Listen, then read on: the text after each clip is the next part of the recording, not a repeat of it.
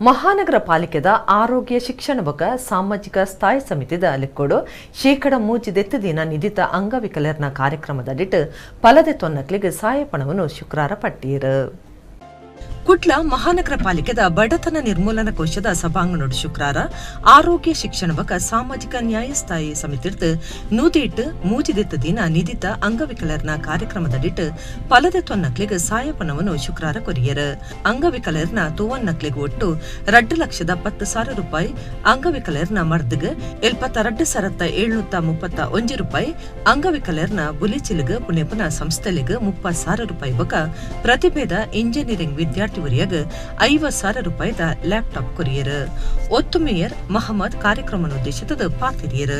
ವಿಕಲಚೇತನ ಮಕ್ಕಳಿಗೆ ನಾವು ಬಹಳಷ್ಟು ಅವರ ದಿನನಿತ್ಯದ ಚಟುವಟಿಕೆಗಳಿಗೆ ನಾವು ಬಹಳಷ್ಟು ಗಮನವನ್ನು ಕೊಡಬೇಕಾಗ್ತದೆ. ನಮ್ಮ ಸಾರ್ವಜನಿಕ ಜೀವನದಲ್ಲಿ ಮುಖ್ಯವಾಹಿನಿಗೆ ಅವರನ್ನು ತರಲಿಕ್ಕೆ ನಾವು ಆದಷ್ಟು ಪ್ರಯತ್ನ ಮಾಡಬೇಕಾಗ್ತದೆ. ಅಂತ ಹಲವಾರು ವ್ಯಕ್ತಿಗಳು ಇಲ್ಲಿ ಪೋಷಕರು ತಾವೆಲ್ಲ ಅಂತ ಕೆಲಸವನ್ನು ಮಾಡ್ತಾ ಇದ್ದೀರಿ.